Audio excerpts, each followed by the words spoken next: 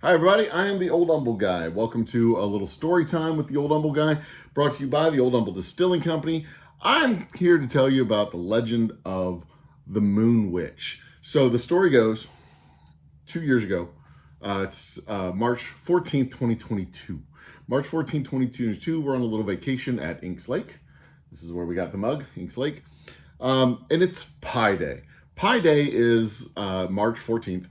It's the day when you celebrate 3.1415. Yeah, it's a nerd thing.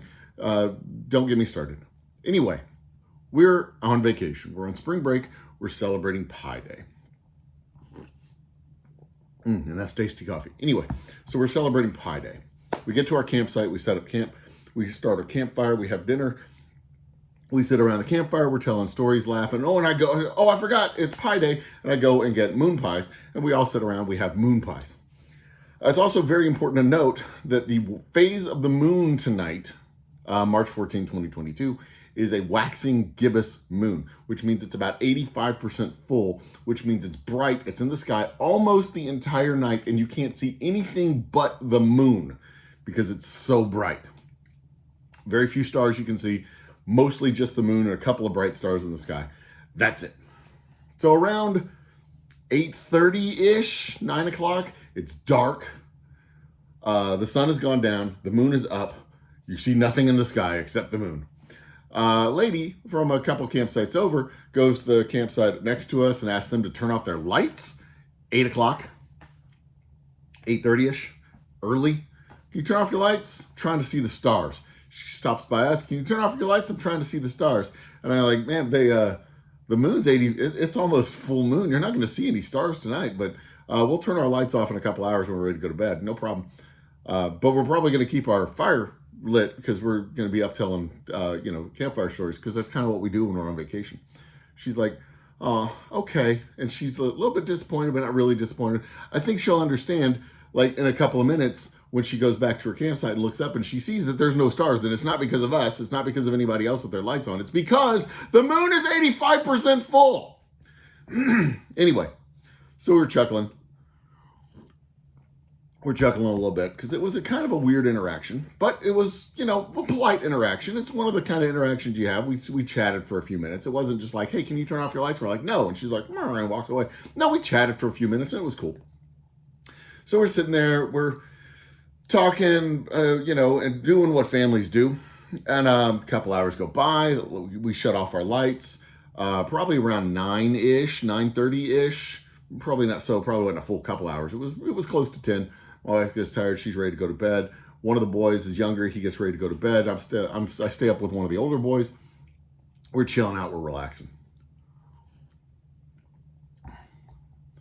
We let the fire die down. And then a windstorm kind of kicks up around the lake. And this is kind of weird because it was a quiet day all day long. It was a quiet day, no clouds.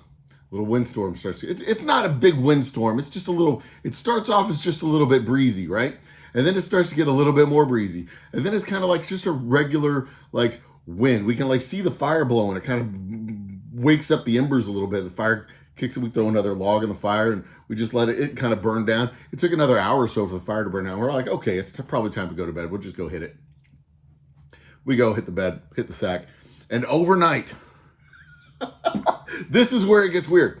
Overnight, that little gale, the little brushes of wind, the steady breeze, the steady wind kicks up into a full-blown gale, a full-blown windstorm, knocks over our kitchen tent, our patio tent that we have over the picnic table, the picnic tent, that's what they call it, knocks that over.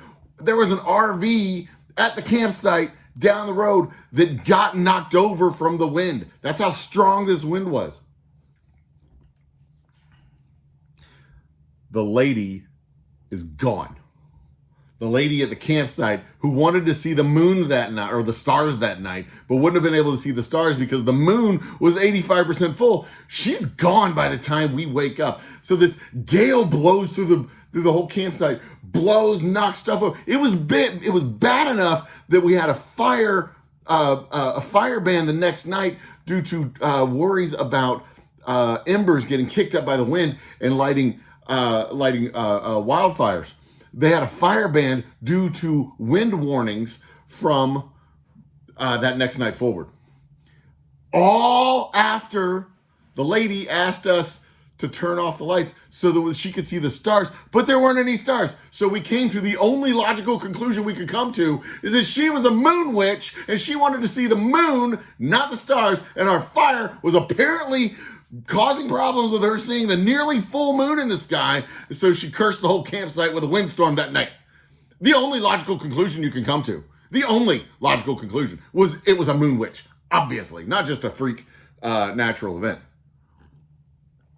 Anyway, that's the story of the moon witch. Bye.